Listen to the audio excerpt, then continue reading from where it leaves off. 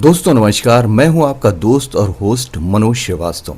आज हम अपने इस एपिसोड में जिस महान हस्ती और गायिका की बात कर रहे हैं, उनको पूरी दुनिया में उनकी गायकी की वजह से वो पहचान मिली जिसको आज हम सभी भारतीय संगीत की दुनिया में सुरों की मलिका आशा ताई यानी आशा भोसले के नाम से जानते हैं, पहचानते हैं।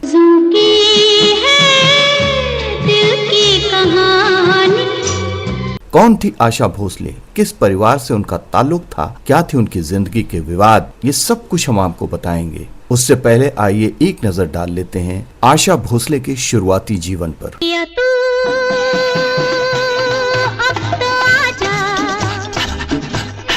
सुरों की मलिका आशा दीनानाथ मंगेशकर का जन्म 8 सितंबर 1933 को महाराष्ट्र के सांगली में एक मराठी परिवार में हुआ था।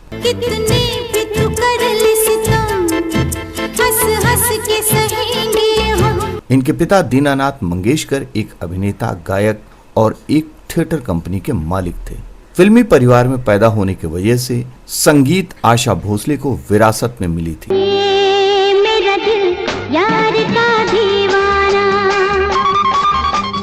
आशा के साथ इस परिवार में उनकी बहनें लता मंगेशकर, उषा मंगेशकर और मीना मंगेशकर थीं और एक भाई हृदयनाथ मंगेशकर भी थे।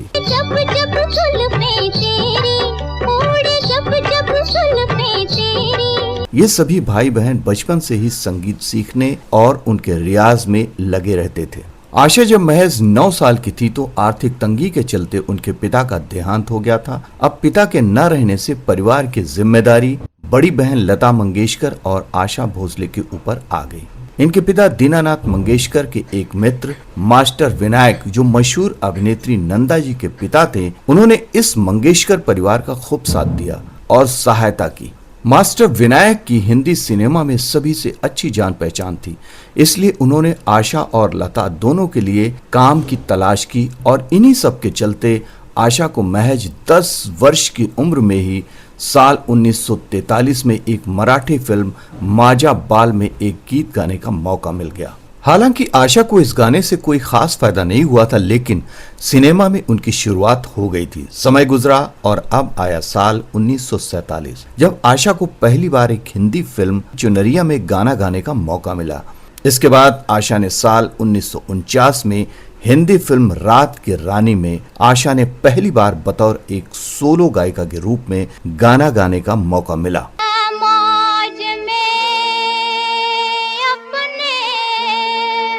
हालांकि इनकी बड़ी बहन लता मंगेशकर उस समय इनसे गाना गाने में आगे निकल गई थी और अब आशा और लता दोनों बहनें पूरे परिवार को एक साथ जोड़कर परिवार की जरूरतों को कड़ी मेहनत और लगन के साथ पूरा कर रही थी।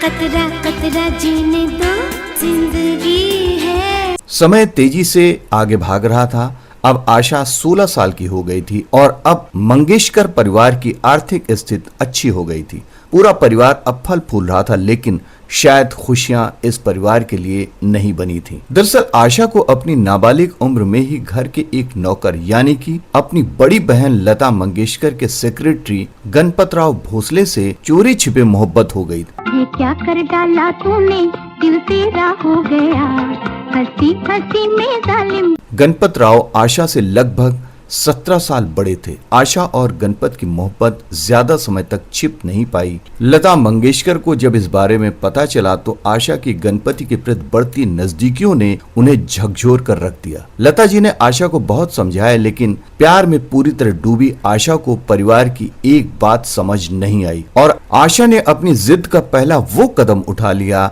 जिसकी मंगेशकर परिवार ने सपने में भी कल्पना नहीं की थी। मोहब्बत के प्रति बढ़ते विरोध के बीच नाबालिग आशा ने घर से भागने का फैसला कर लिया और हुआ भी वैसा ही। आशा और गणपत ने भागकर शादी कर ली। सजना है मुझे, सजना के लिए, सजना है मुझे। आशा के इस कदम से लता बेहद दुखी हो गई थी और पूरे परिवार ने आशा से हमेशा के लिए अपने सारे संबंध तोड़ लिए।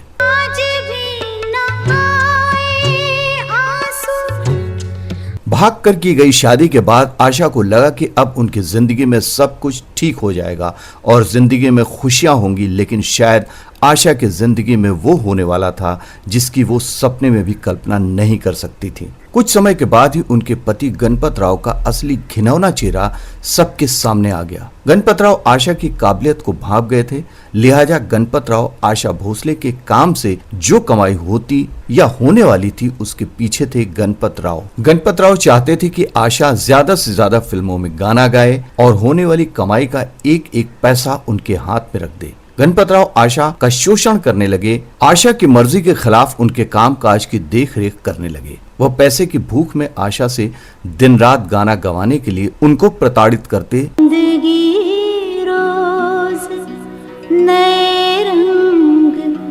नसीब की मारी आशा पति की जबरदस्ती के चलते अब 5 से 6 गाने एक दिन में गाने लगी। दिन भर आशा कभी इस स्टूडियो तो कभी उस स्टूडियो भागती रहती। इन सब से थक हार कर आशा जब घर आती, घर के सभी लोगों के सारे काम और खाना बनाती। फिर उसके बाद जब कभी आशा घर में लेट हो जाती तो गणपत राव उन पर शक करते थे। गणपत की बेरहमी बढ़ती गई। गणपत राव आशा भोसले को कभी भी कोई भी श्रृंगार नहीं करने देते थे। आशा अपने पति के सारे जुल्म झेल रही थी। बात और भी आगे बढ़ी तो गणपत राव अब आशा के साथ गाली गलौज और मारपीट करने लगे। आशा इस सारे दुख तकलीफ को अकेले ही झेल रही थी। आशा अपनी इस तकलीफ को किसी से भी बता नहीं पा रही थी क्योंकि आशा ने घर से भागकर शादी की थी। भगवान, मेरा इस दुनिया में कोई नहीं है। कहते हैं जिसका कोई नहीं होता उसका तू होता है। उनके पति गणपत राव आशा को कभी भी उनके किसी भी सगे संबंधी से बात नहीं करने देते थे। आशा सबको चुपचाप सहन कर रही थी।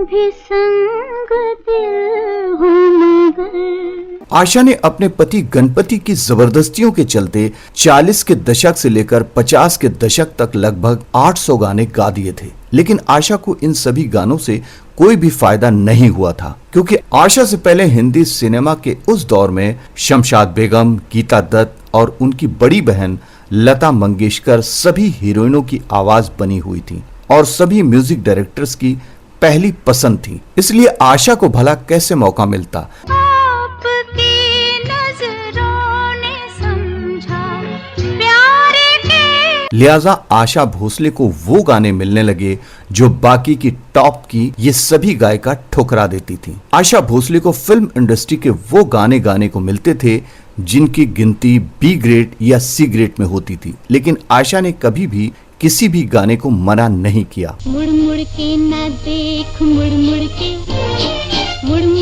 न देख, मुड़। इसीलिए तो आशा ने 40 से 50 के दशक में लगभग 800 गाने गा डाले थे, लेकिन कभी भी किसी भी गाने के लिए उन्हें लोकप्रियता नहीं मिली। आशा हर तरफ से तकलीफों से जूझ रही थी, तो ऐसे में बुरे वक्त में आशा की जिंदगी में दस्तक हुई संगीतकार ओपी नैयर साहब की।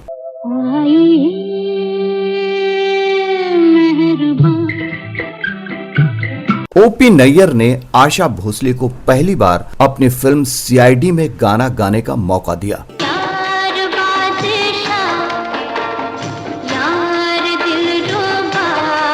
और इस फिल्म के गाने सुपर डुपर हिट हुए और आशा की आवाज को लोगों ने बहुत पसंद किया और इसके बाद ओपी नैयर जी ने आशा से फिल्म नया दौर के लिए गाने गवाए। मांग के साथ तुम्हारा मैंने मांग लिया संसार। कहा जाता है कि आशा की ये पहली फिल्म थी जिसमें आशा ने फिल्म की हीरोइन के ऊपर फिल्माए सभी गाने गाए थे और ये भी कहा जाता है कि इस फिल्म के बाद से ही आशा भोसले की भी किस्मत बदल गई थी। फिल्म भी सुपर डुपर हिट साबित हुई तो इसके संगीत ने भी खूब धूम मचाई थी। उड़े जब जब जुल्फें तेरी, उड़े जब जब जुल्फें तेरी।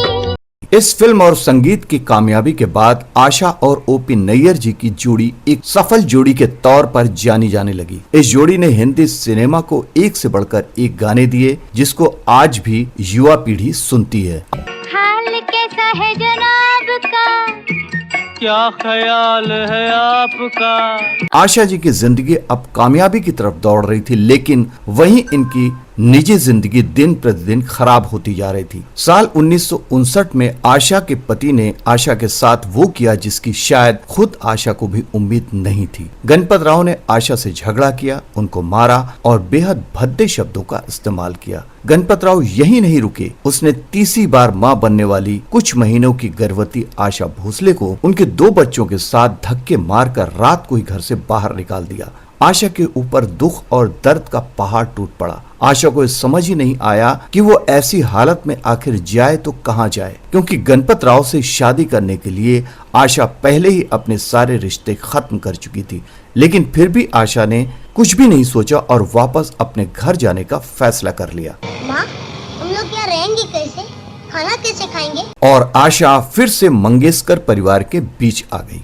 आशा की हालत देखकर सबको बहुत दुख हुआ। हालांकि परिवार उनसे नाराज था, लेकिन उनकी ऐसी बेकदरी देखकर सबने आशा को खुशी खुशी अपना लिया। साल 1960 में आशा का गणपत राव से तलाक हो गया। आशा अपने घर वापस आ गई। सब कुछ संभल रहा था, लेकिन इस परिवार में एक बार फिर से बवाल खड़ा हो गया। दरअसल ठोकर खाई आशा भोसले तलाक के बाद एक बार फिर से ओपी नैयर जी के प्यार में पड़ गई, और जब इस बात का पता लता मंगेशकर जी को चला तो उन्हें काफी दुख हुआ। हम लाख छुपाए प्यार मगर दुनिया को पता चल जाएगा। क्योंकि ओपी नैयर पहले से ही शादीशुदा थे और 4 बच्चों के पिता थे।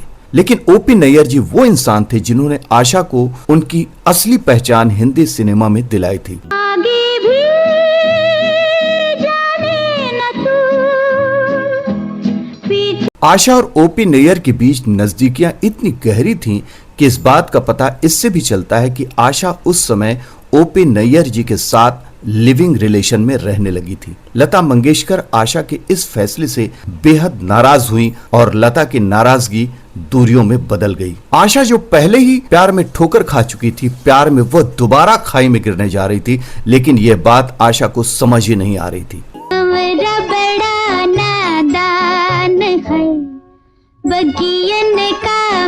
ओपी नैयर का यह नाजायज रिश्ता और संबंध लगभग 14 साल तक चला, लेकिन इन दोनों ने कभी शादी नहीं की। वजह थी ओपी नैयर की पहली पत्नी, जिन्होंने ओपी नैयर को कभी तलाक नहीं दिया। समय गुजरा तो ओपी नैयर साहब के बच्चे बड़े हुए और अब ओपी नैयर साहब को समाज की परवाह होने लगी, जिसके चलते अब आशा और ओपी नैयर के रिश्ते में खटास आनी शुरू हो गई। आशा एक बार फिर से अपने फैसले के लिए खुद पछता रही थी। जिस समय आशा की जिंदगी में यह सब कुछ हो रहा था, ठीक उसी वक्त हिंदी सिनेमा में रॉयल्टी विवाद तेजी के साथ अपने पैर पसार रहा था। इस विवाद में सभी संगीतकार 2 गुटों में बंट गए थे। एक गुट था लता मंगेशकर का, तो दूसरा गुट मोहम्मद रफी का था। और आपको ये जानकर हैरानी होगी कि आशा भोसले अपनी बहन की नहीं बल्कि उनके खिलाफ मोहम्मद रफी के गुट में शामिल हो गई थी, जिसकी वजह से आशा लता के बीच दूरियां और भी ज्यादा गहरी हो गई थी। वहीं SD बर्मन भी उस समय लता मंगेशकर से नाराज चल रहे थे,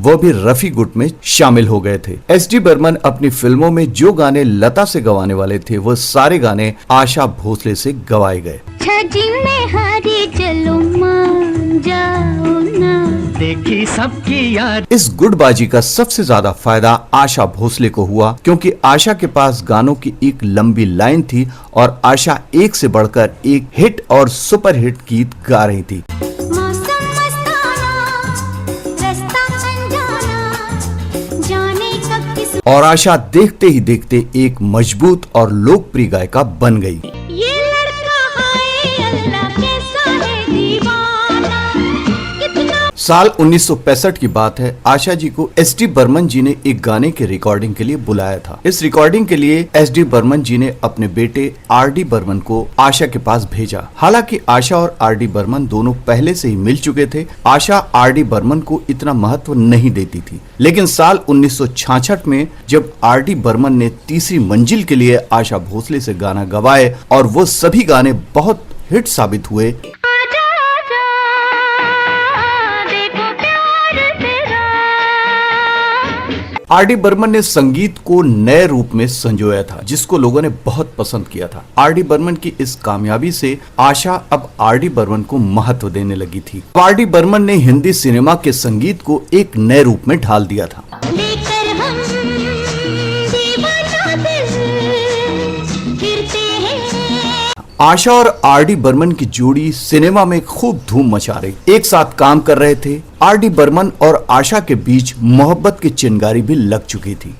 मौसम प्यार का रंग बदलता लेकिन अभी आशा ओपी नैयर जी से अलग नहीं हुई थी। लेकिन आर.डी. बर्मन के साथ बढ़ती नजदीकियों ने ओपी नैयर और आशा के रिश्तों में दरार डालने का काम किया। आशा ओपी नैयर को छोड़ना नहीं चाहती थी, लेकिन एक दिन जब सब घर पर थे तो नैयर ने आशा की बेटी को न जाने किस बात पर जोरदार तमाचा मार दिया। आशा को कभी भी यह उम्मीद नहीं थी कि ओपी नैयर कुछ ऐसा कर देंगे। थप्पड़ आशा की बेटी के गाल पर पड़ा था, लेकिन इस थप्पड़ ने ओपी नैयर और आशा के बीच रिश्तों का अंत कर दिया। तुमसे बिछड़े हैं तो अब ओपी नैयर साहब और आशा से रिश्ता खत्म होने के बाद आशा पूरी तरह से आर.डी. बर्मन के लिए गाना गाने लगी। आर.डी. बर्मन संगीत के क्षेत्र में आसमान की ऊंचाइयों को छू रहे थे और इन्हीं सब के बीच इन दोनों के बीच नजदीकियां बढ़ गईं। आर.डी. बर्मन आशा को दिल ही दिल में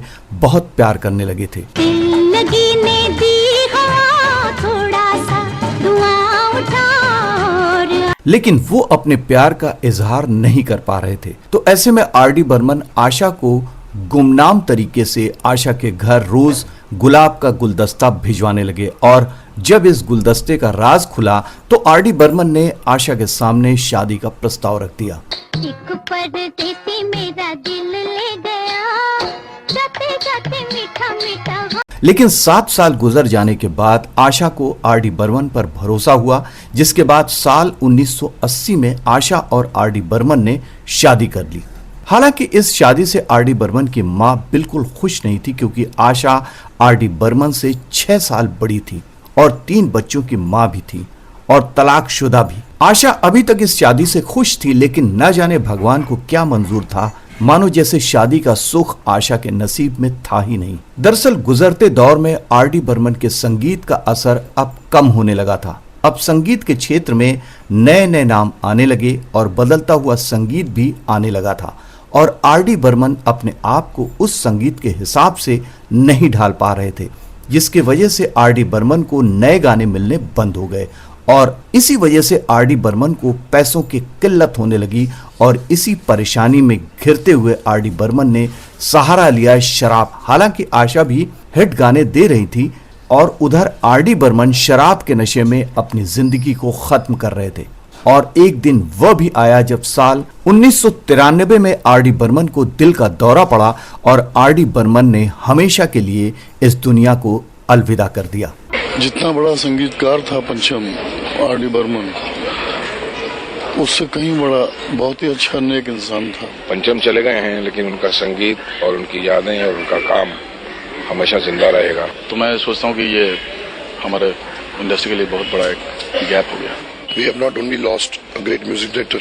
आर.डी. बर्मन की मौत ने आशा को अंदर ही अंदर चोट पहुंचाई। आशा ने रोते हुए कहा कि दुनिया ने एक संगीतकार खोया है और मैंने अपना पति कि मेरा पति एक बहुत बड़ा म्यूजिक डायरेक्टर, बहुत बड़ा कंपोजर था और रहेगा। आशा की जिंदगी एक बार फिर से अंधकार में चली गई थी।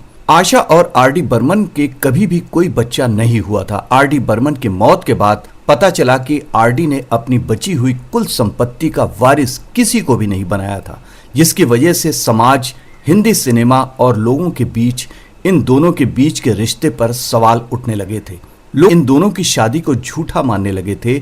आर.डी. बर्मन की मौत के बाद उनकी मां, जो कि एक मानसिक रूप से काफी समस्याओं का सामना कर रही थी, उनको आशा भोसले ने एक पागल खाने में छोड़ दिया था। लेकिन उनके इस काम की हर तरफ काफी आलोचना हुई।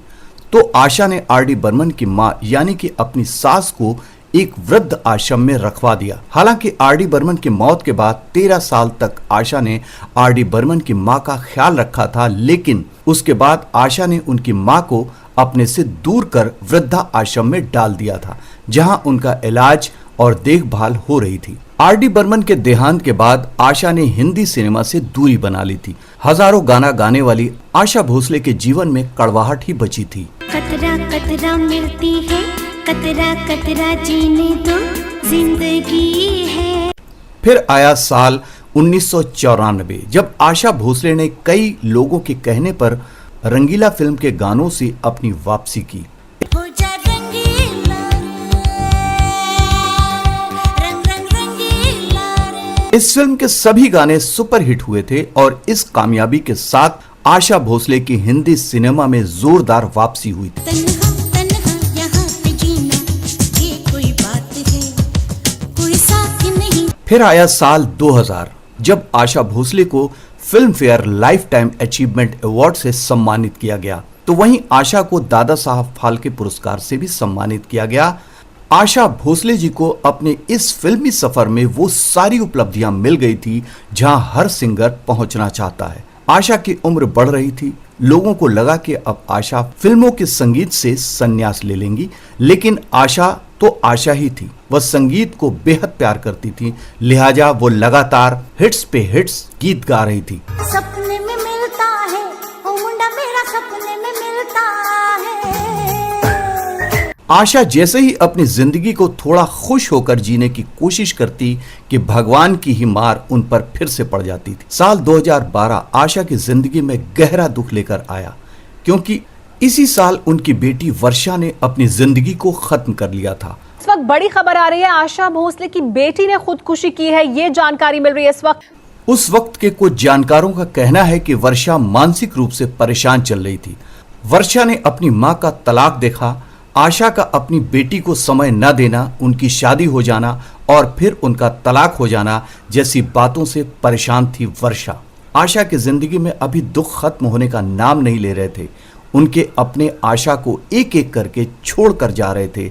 वर्षा की मौत के 3 साल बाद सबसे बड़े बेटे हेमंत का गंभीर बीमारी कैंसर से लड़ते लड़ते निधन हो गया था और इस तरह से आशा को भगवान की न जाने कैसी कैसी मार पड़ रही थी। उनको कैसे और किन कर्मों की सजा मिल रही थी जो रुकने का नाम ही नहीं ले रही थी। बड़े बेटे की मौत के बाद भी एक बार फिर से आशा विवादों में घिर गई थी। दरअसल आशा के बेटे हेमंत की पहली शादी सफल नहीं हुई थी, इसलिए हेमंत ने दूसरी शादी की थी एक मुस्लिम लड़की साजिदा से। कहा जाता है कि आशा और साजिदा के बीच कभी बात नहीं बनी। प्यार जैसी चीज मिली ही नहीं, हमेशा जिल्ट जो बोलते हैं ना, जैसे तासुब मिला। सूत्रों के अनुसार कहा जाता है कि आशा अपनी मुस्लिम बहू को काफी परेशान करती थी और जब बेटे की मौत हो गई तो आशा ने अपनी बहू को घर से निकाल दिया। हस्बैंड के गुजरने के बाद खुलेआम बोला, 10 दिन में घर में आ गई गुंडे लेके, 2 गाड़ियां भर के, और कहा यहाँ से निकलो। मैंने पुलिस कंप्लेंट भी करवाया। आशा को उनकी इस काम के लिए सोशल मीडिया पर काफी आलोचनाओं का सामना करना पड़ा। आशा भोसले को लेकर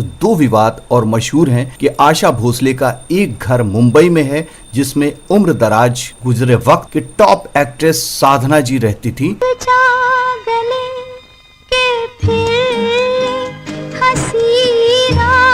साधना जी से घर खाली करवाने के लिए आशा भोसले ने साधना जी को काफी ज्यादा दुख दिया था। आशा ने उस वक्त घर को खाली कराने के लिए साधना जी को उनके अंतिम दिनों में काफी कोर्ट के चक्कर कटवाए। और जलील न कीजिए, मैं आपके हाथ जोड़ती हूँ, मुझे इस घर में तमाशा न बनाइए। और जलील भी किया। इसी खींचतान के बीच साधना जी ने इस दुनिया को अलविदा कह दिया। साधना जी की मौत की जिम्मेदार आशा भोसले को ही माना जाने लगा।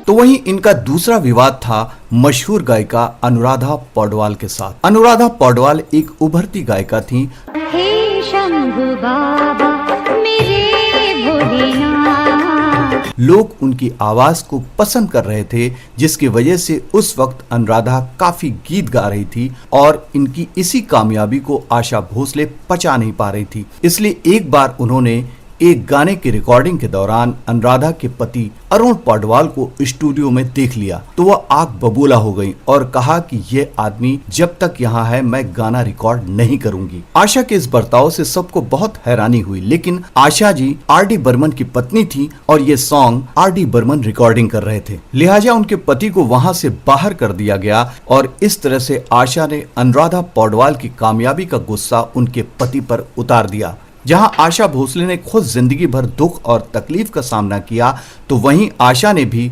कई लोगों को काफी दुख और तकलीफ के सागर में डाल दिया था। आशा भोसले की उपलब्धियों की बात की जाए तो आज की वीडियो में समय भी कम पड़ जाएगा, पर इन उपलब्धियों के पीछे एक बड़ी कड़वाहट भरी सच्चाई भी छुपी हुई है कि लोग कहते हैं कि आशा ने अपनी इस ऊंचाई तक पहुंचने के लिए उन्होंने सिंगरों के साथ गहरी साजिशें भी की थी। आशा के ऊपर सुमन कल्याणपुर, हेमलता, अनुराधा पौडवाल, शारदा, राजन, अलका याग्निक जैसी गायिकाओं से गाने छीनने के भी आरोप लगे बताते हैं। इन्होंने नए संगीतकारों के साथ ग्रुपबाजी की और उभरती गायिकाओं और नई गायिकाओं को कभी आगे नहीं बढ़ने दिया।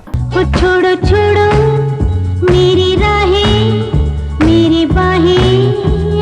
इसके अलावा इनके ऊपर एक और भी आरोप है कि इन्होंने अपनी छोटी बहन उषा मंगेशकर को भी अपने से आगे नहीं बढ़ने दिया। लोग यहाँ तक कहते हैं कि आशा लता मंगेशकर की कामयाबी से भी कहीं न कहीं जलती थी और मनमुटाव रखती थी।